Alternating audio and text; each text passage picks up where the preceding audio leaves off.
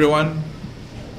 We have with us our guest briefers, Police Superintendent Delberto de la Cruz Leonardo, Station Commander, Police Station 10 of Pandacan, Manila Police District. Police Superintendent Santiago David Pascual III, the Station Commander of Police Station 8, Santa Mesa, Manila Police District. And of course, is PO1 Santa Mesa at your service. Ayos. Okay.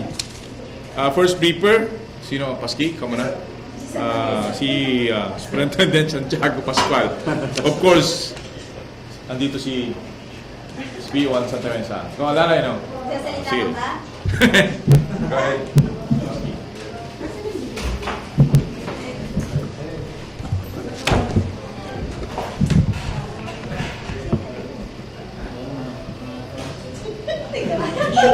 Ikaw pala. 8 mo lang yan, sir.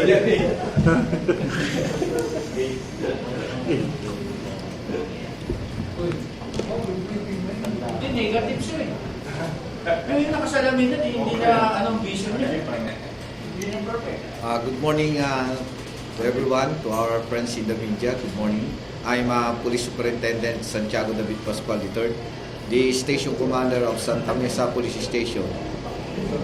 I will be giving an update about the significant accomplishment of Santa Mesa Police Station. The sequence of my presentation will be as follows.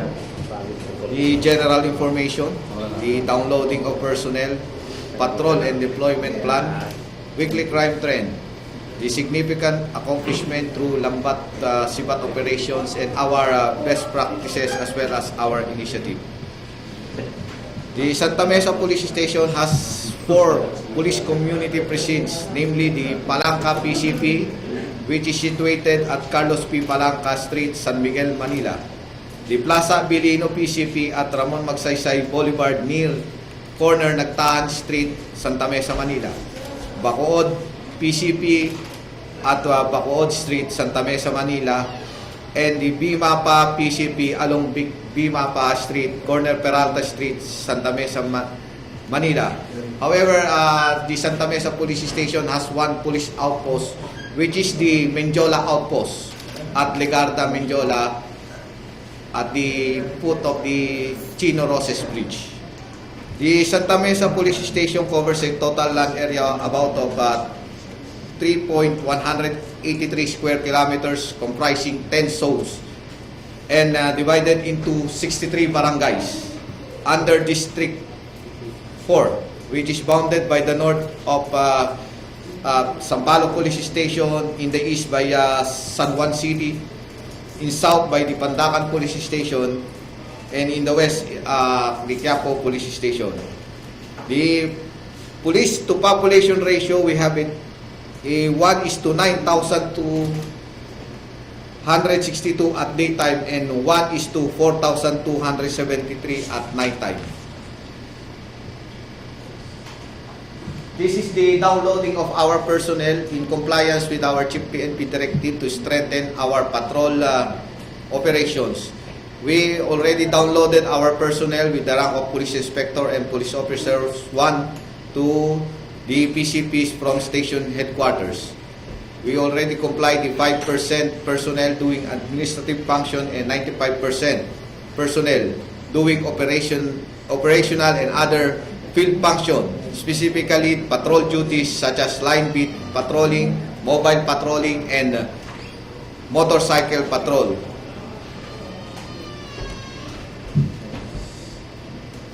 This is the area of the Santa Mesa Police Station. This is the patrol deployment, the patrol and deployment plan of the Palanca PCP, under the Santa Mesa Police Station. This is the Plaza Bilino, which covers 12 barangays, 3 zones, divided into 4 sectors. The Bacood PCP, which is divided into 5 sectors with a total number of 26 barangays and 5 zones. The Bimapa PCP, also has 4 sectors, divided into 4 sectors, and covers 13 barangays and 3 zones. This is the weekly crime trend of the Santa Mesa Police Station. Before the start of the Lambat Sibat, nandun po yung ating baseline, which is an average of 7.13 sa 29 weeks niya. Due sa robbery and theft incidents natin, yung mga street crimes natin. Ito po yung mga crimes na pinag-uusapan namin during the weekly crime trend. And nandiyan po yung mga current from November 2 to 8, we have 1 murder incident sa Palangka po. And we have 3 robbery incident and 1 theft. This is the significant accomplishment of the Santa Mesa Police Station during through Lambat Sibat operation.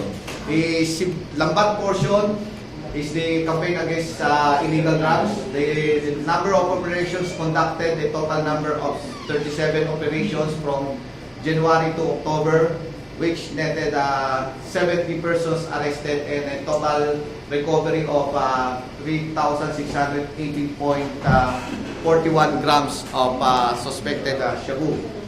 On the Sibat portion, on the 10 most wanted person, doon sa previous sa old targets, bali ang natira na lang po natin doon is from the 10, isa na lang po, kaya nagkaroon ng reload siya.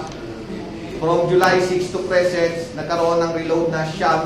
Of the 10 most wanted, nauli na po namin doon yung 8 po. Kaya ang balance na lang po namin for the 10 most wanted person po namin is yung isa sa doon sa old at tapos doon sa bagong sa reload, isa po. Ito po yung mga significant accomplishment namin since the time na nag-assume po ako ng command sa Santa Mesa Police Station last August 17 po this year. Ito po yung mga nahuli po namin, yung number 2, nahuli namin yung August 17, yung most wanted ng Police Station 8. Tapos yung number 6 po, last August 10. Tapos yung number 7, last of September 8. Tapos yung number 8 po, last September 14. At nakahuli po kami through the coordination of the Albay Police Station. Yung number 1 po nila na most wanted is nahuli po namin doon sa area po namin. Kasama po namin sila, joint operation po yun ng Albay Police Provincial Office po. Then doon sa mga drug personality po, yung top 3 ng Santa Mesa Police Station is nahuli din po namin last November 3, 2015. At saka yung nahuli din po kami sa mga warrant po, with raid last September 14. At saka yung number 6 na drug personality po, nahuli namin noong September 3. Ito po yung aming mga best practices, si SPO1 Santa Mesa po. Siya po ang ginagamit namin na ambassador to goodwill para po mapalapit ang loob namin sa ating community, especially sa mga bata. Yung bang negative perception po sa police is para maialis na po natin at maibalik po natin yung trust and confidence ng ating community, especially yung mga bata, para pabalik po sa ating kapulisan po. Then yung ating electronic transporter patrol po, nakadeploy pa po yan doon sa part po ng University Belt area. Kasi po yung University Belt area which compromises 3 police stations. Yung Station 3, 4, and 8. Bali yung part po nung Station 8 doon yung sa may parte ng Mindiola po. Bali ang ginagamit namin na pang-patrolya po doon sa Mindiola po, sa University Belt area na part ng Santa Mesa po, yung electronic transporter patrol po namin, kaya yun po yung aming isang mga best practices po doon. Then also yung best practice po namin is yung giving ng awards and incentive doon sa mga deserving personnel namin. Pagka may huli po sila, binibigyan po namin sila ng letter of commendation as well as po yung mga local executives po doon sa area po namin. Yun po ang Santa Mesa Police Station po namin, and Maraming salamat po sa inyo, and kung meron po kayong katanungan, clarification, and any queries po, naririto po ako para sagutin po yung mga katanungan po ninyo. Bukod sa ng mga drug personality at saka most wanted, wala ba kayong na-arrest ng mga snatcher? Kasi dun sa, lalo na po sa medyo na yung mga estudyante ng PUP, may mga activity na po. Meron po ma'am, kaya lang ang nilagay ko na lang po dyan is yung significant accomplishments po namin yung... Pero meron po, yung... Ito po, dala ko po yung data ngayon po, yung sa weekly crime trend po namin, kung mapapansin niyo po, pakibalik po sa slide namin.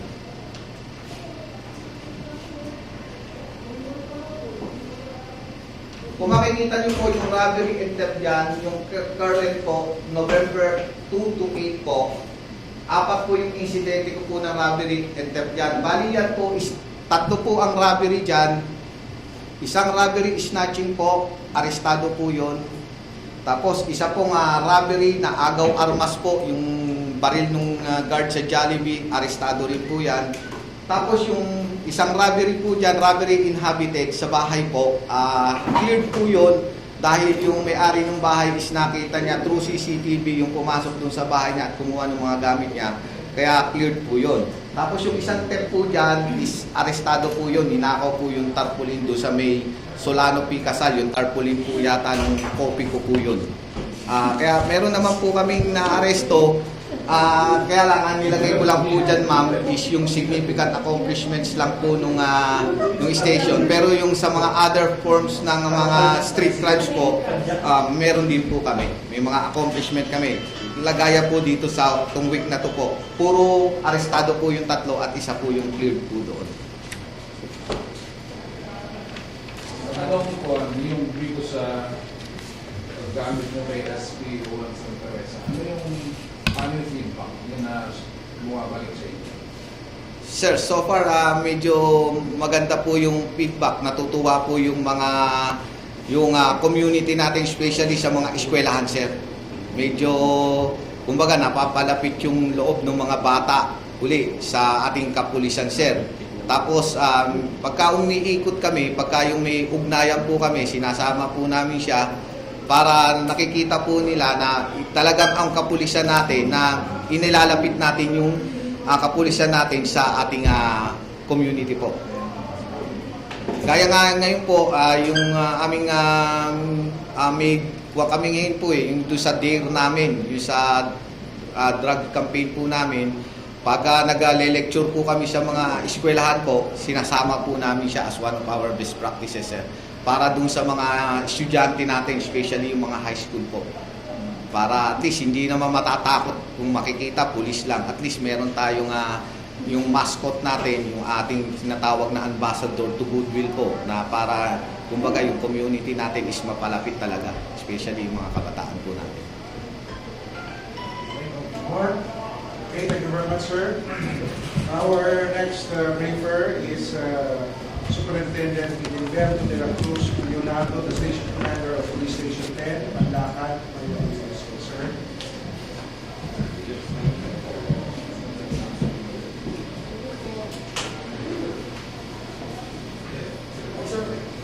Thank you.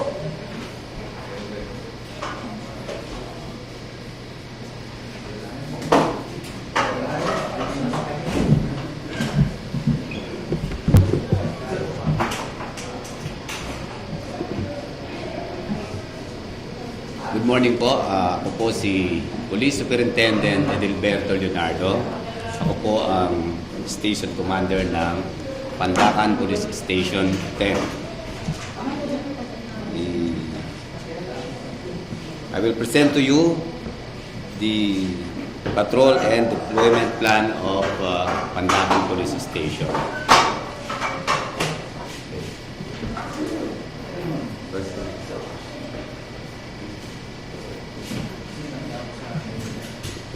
Okay, the Pandacan Police Station is situated in Pandacan Street, of course, corner Jesus, Pandacan, Manila. The market where Pandacan Police Station is located was constructed as a developmental project of the City of Manila during the incumbency of Manila Mayor Ramon Bagatsing under the 7-point management program of the First Lady and Metro Manila Governor Mrs. Imelda Romualdez Marcos, who inaugurated the market on November 1976. PS10 was formerly part of a market which was converted from a market to a police station through the initiative of Honorable Sandy Ocampo, who was then a representative of the 6th District of Manila. This was during the administration of Mayor Alfredo S. Lim and MPD Director Police Chief Superintendent Hermogenes Ebdan.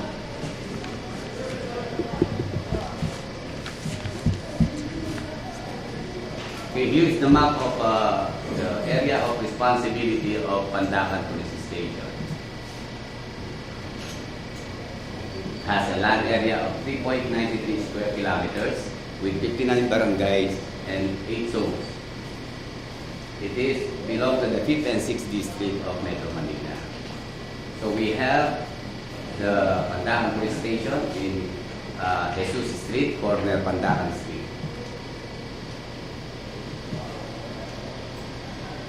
The green, the shaded with green portion is the area of Beata PCP, PCP 1 of Pandacan.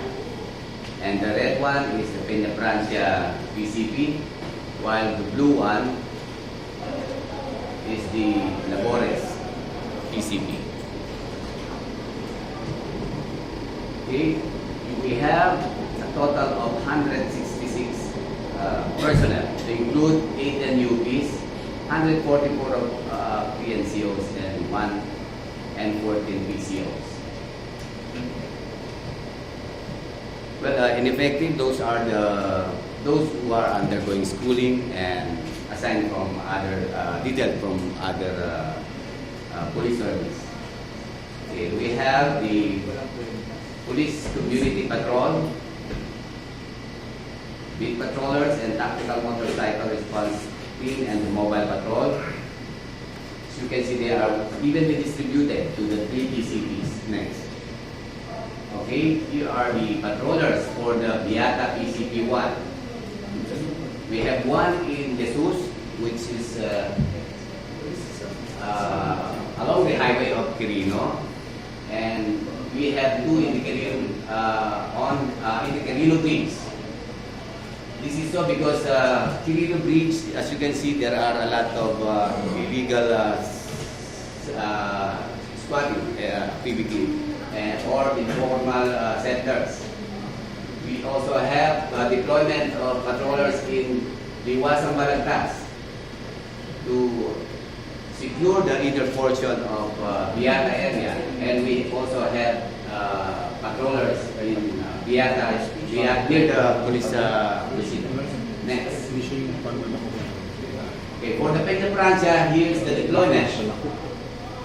As you can see, this is the Quirino Highway, President Quirino Avenue, which is our main focus right now because previously there are a lot of incidents of snatching, robbery hold-up, and of course locally known as jumpers. You know, when traffic comes during night time, binibiktima po nila yung mga trucks. Tumatalon po sila sa mga trucks, pinukunan, hino-hold up. Pero mga bladed weapon lang po ang gamit, mga bata po itong mga salarin dito. Kaya po ganyan po ang deployment natin. So we have in Canonigo Bridge, no? Pakipindot mo pa lang isa. Okay, as you can see, yung area ng Beata, meron po siyang contribution dun sa highway. Peña Francia has a lot of patrollers evenly distributed along the highway because this is the main problem ng Pandacan Police. So, at the time, you can see, dalawa lang pong deployment ng PCP, but you can see 4 personnel at the time. Kagaya po rito sa along Isamora. Meron pong additional pa yan. Next. Okay. Meron pa tayong PMR and patrol. So, at the time, at one time, meron isang police, may 2 tao po yung mobile patrol natin, at meron PMR. So, makakakita ka ng 4 na pulis dito lang sa Jesus. Dito naman sa Gonzales, makakakita ka ng 8. Dito naman sa West Zamora, makakakita ka rin ng ganun karami. Actually, mali po ito, bro. But anyway, yan po ang deployment based po dun sa prevalent ng crimes at saka yung crime clock na tinatawag namin kung anong oras. Mula po sa 5 a.m. to 11 p.m. ay ganyan po ang deployment namin with additional ano po yan, traffic assistance na ginagawa at nagkakandak na rin po kami ng bawal tumawid. Yung bawal tumawid kasi may 2 footbridges po dyan na kiniklearing namin every exchange of guards, turnover of guards. So, ang nangyayari po dyan, during turnover, meron po kaming tinatawag na on-site daily accounting of personnel. Pagka nagkaroon po ng daily accounting of personnel, usually alas 7 ng umaga, yung po turnover time, 15 minutes before 7, makakakita po kayo ng doble ng dami ng mga pulis. So, yung 8 magiging 16 na po yun during turnover po. Tapos magkakanta po sila ng clearing ng mga bridges, tsaka po yung mga bangketa natin. Kung makikita nyo ang Quirino ngayon, ay maraming pulis na nakalatag po dyan, na nagbabantay. Okay, pagkat 12 to 2 a.m. naman po, next po.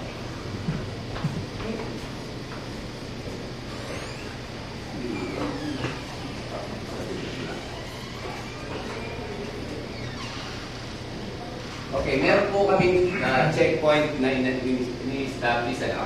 Araw-araw po yan. Between 12 to 2 a.m. dahil yun po ang oras ng nung previous. Ngayon po wala na pong nangyayari gano'n dahil po sa ganitong setup namin. So itong 4 na checkpoint po nito ay sabay-sabay na magkakandak ng checkpoint.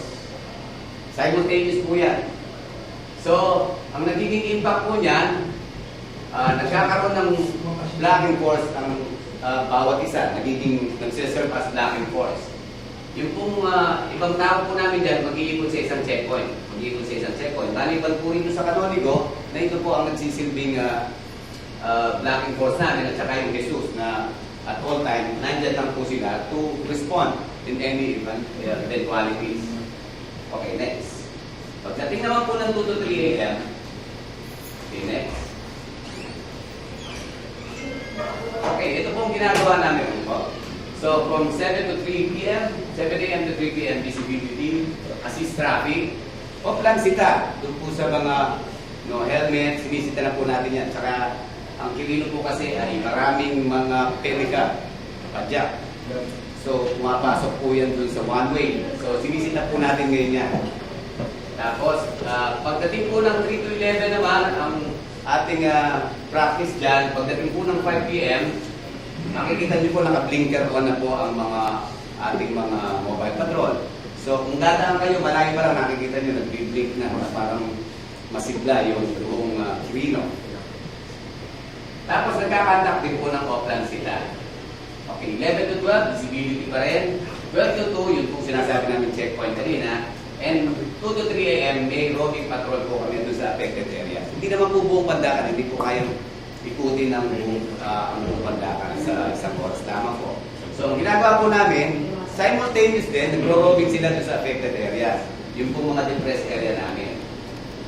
Okay, then 3 to 5 p.m. checkpoint pa rin, and bakal sila, offline bakal sila, at ganun, balik na naman po sa 5 to 7 a.m., visibility at saka assist ng traffic. Sa mga schools naman po, 7 a.m. Okay, next. So, ito po, no? Kinumpir lamang po namin. Kung makikita nyo, yung pong deployment namin na yon ay malaking contribution doon sa downtrending ng aming criminal incident. Ngayon po ay halos kada week, sa loob ng isang buwan, ay isa na lamang pong insidente. At nahuhuli pa yung mga suspect. Ano po? Noong October last year, 2014, meron pong 65 incidents. Ngayon po ay 40 na lang sa buong October na po yan. Yan po ay mga robbery at saka theft na nahuli naman po ang mga suspects. Yan po ay mga petty crimes lamang. Nangyayari po doon sa loob ng mga bahay nila. Minsan magkapit-bahay lang yung theft incident.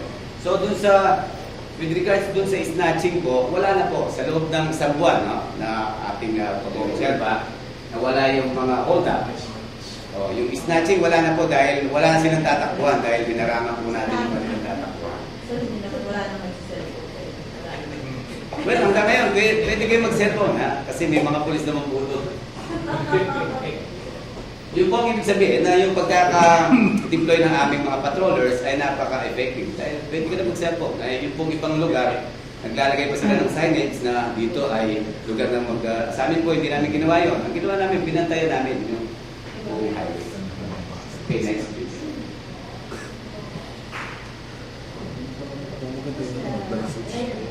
Okay, ito naman po yung significant accomplishment namin.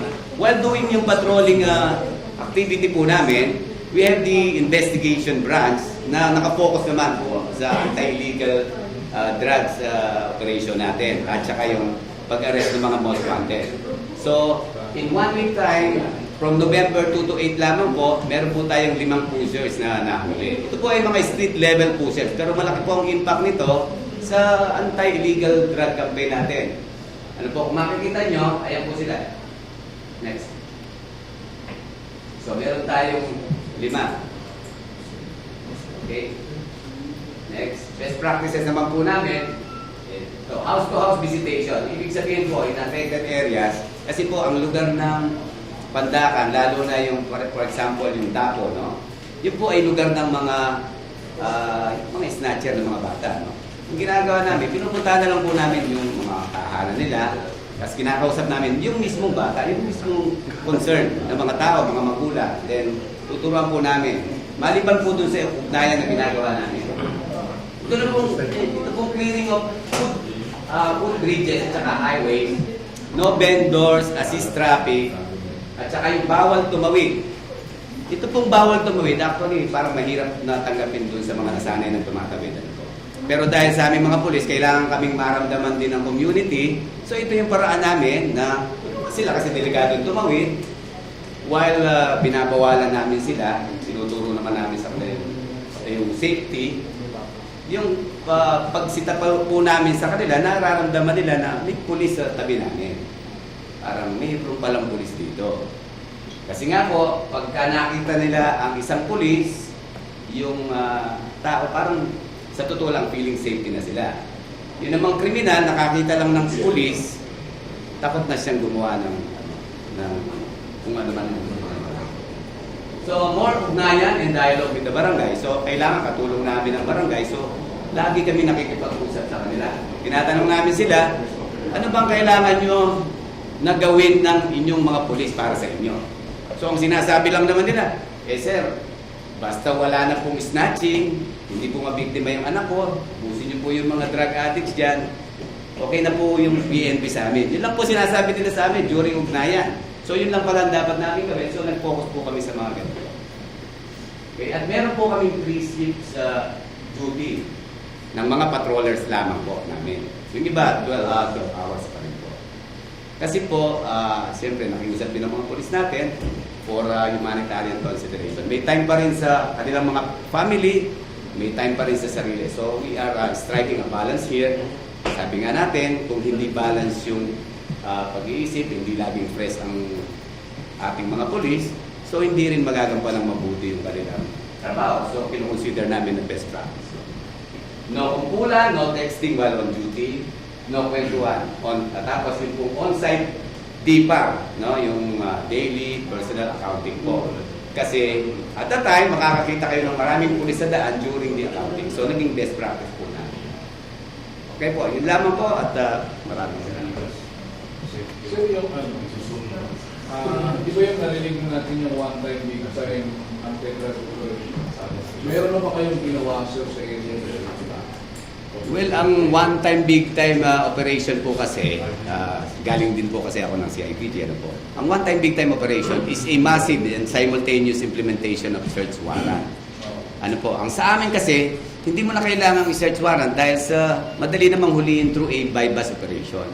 So, ginagawa po natin yung mas madaling paraan na mahuli sila ng of course, yung legal na paraan. Pwede naman po doon sa by bus lamang po. Nakukuha naman po natin. Mga pusers po yung mga nahuli natin. Pero may processor naman ng visa.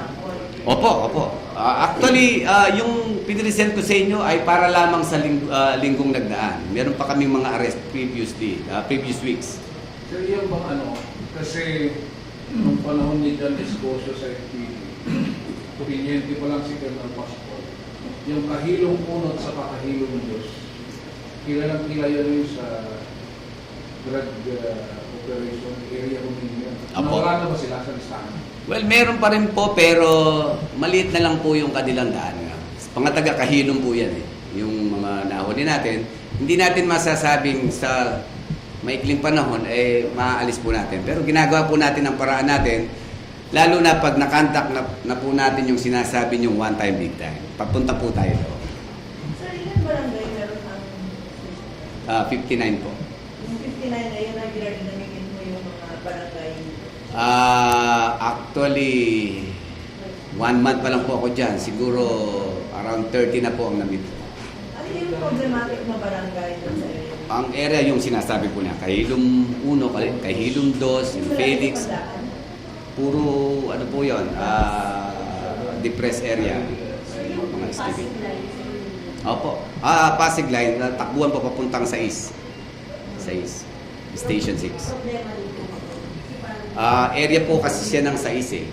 Pero yun po, yung mga parang ano po lumilipat-lipat po yung mga drug addicts. Marami po talaga, pero masyadong apektado yung lugar, so ginagawan po natin ang paraan yun. Inuna lang po natin yung ating patrol deployment. But right now, we are now focused dun sa sibat operation naman, kasi lambat operations po yung ginawa namin. Sir, dun sa Quirino, kapag biglang stop, di ba? Stop yung mga kotse, tapos biglang nag-boom. Doon umaatake yung mga minors. Sa yung kotse. Yes. Tinanakaw yung gamit sa loob. May pwede po Magbuhat po nung ginawa natin yung deployment na pinresent ko, awa po ng Diyos, wala na po. Kahit isa, wala na po. Meron lamang pong robbery tayo na incident ngayon, pero sa loob na po ng residential area na magkapit-bahay lang. Ang biktima, kapit-bahay lang din po niya. Sir, ikaw kwento mo anong testing walang GTNO, kumpulan policy, may nahuli na ba tayo dito? Actually, marami na pong mga na pre-charge investigation kasi dahil nagkukumpulan lamang, nagte-text. Actually, nag-viral na sa Facebook. Pero sa amin po, guidance po kasi yan ng aming Chief PNP na huwag magkumpulan, huwag mag-text dahil kung nandyan ka nga at nagte-text ka naman, tapos nakikita mo traffic na, ang guidance sa amin, mag-assist ka ng traffic. No? Kasi, lalo na para po sa akin, yung traffic talagang dapat trabaho ng PNP yan. Pero hindi po pwedeng wala kaming katulong ng mga traffic enforcers din. Dahil yung, halimbawa, nag-assist kami ng traffic, ang dami po naming tinatamaan na trabaho namin. Unang-una, yung police visibility namin. Na crime prevention, nandun. So, may PCR activity kami, nakakapag-assist kami ng traffic flow. Nami-maintain namin mainam yung peace and order. Sir, sino yung, meron ba nag-report sa inyo? Or paano po yung schedule ng mga ganito? Sa kumpulan, ito pa naman sa specific radio station? Actually po, kami po mismo ang nag-inspect right now. Currently, ang ginagawa natin, meron pong mga shift supervisor na tinatawag. Sila po yung may kada oras tinitingnan po natin sila. Kung sila po ay nakalagay ba doon sa visible na lugar. Kung sila po ay nagte-text or pwede naman po silang umupo pag napagod. Meron pong mga tent na sisilungan nila pagdating ng oras na umuulan. Yung iba naman nasa ilalim po ng mga shaded area na makikita. Yun po ang kine-check namin mabuti. Kung nasa tamang bihis ba sila. Tapos kung wala mang helmet, at least kasi minsan mabilisan po na takbo ng police. Minsan wala nang helmet kasi kulang po kami ng ng mga kagamitan yun, lalo na yung personal na gamit nila, ang dala nila. Kung doon lang po sa area, pinapayagan namin na naka-bull cap lang. Pero may helmet po yung aming mga tactical motorcycle riders. So, bali, ilan po yung mga nakadeploy? Na Mga patrollers ninyo? sa kada PCP po, meron po kaming 9. No? Patrollers lang po yon. 9 each PCPs. Yung po sa So, pinakita nyo wait. kanina na doble-doble, bali, ilan po silang lahat? So actually, buo po yung 27 patrollers lang po yon sa buong deployment namin. Pero meron kaming tactical motor cycle riders na 6 at meron kaming 3 patrol, mobile patrol. So 6 plus 6 pa rin po yun. So 12 plus 27. At a time, yun po ang nakadeploy sa daan, ready to respond in any eventualities. 24/7 po. 24/7. Pero ngayon, nabawasan because meron po kaming big event like yung AKIP na baka i-check nyo ngayon, meron lang skeletal po ngayon because of that priority na event. Okay, thank you very much. Thank you very much.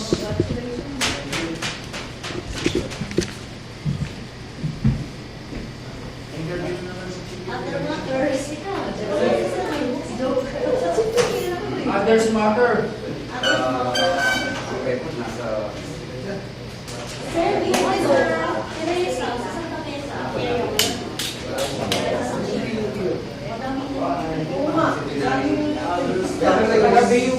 Pero kung samahan ko kasi ni Teresa, kasi video ko pinapak yung medyo first time. Kasi pag hindi nagkakaroon ng radio, text nyo, matagal na oras.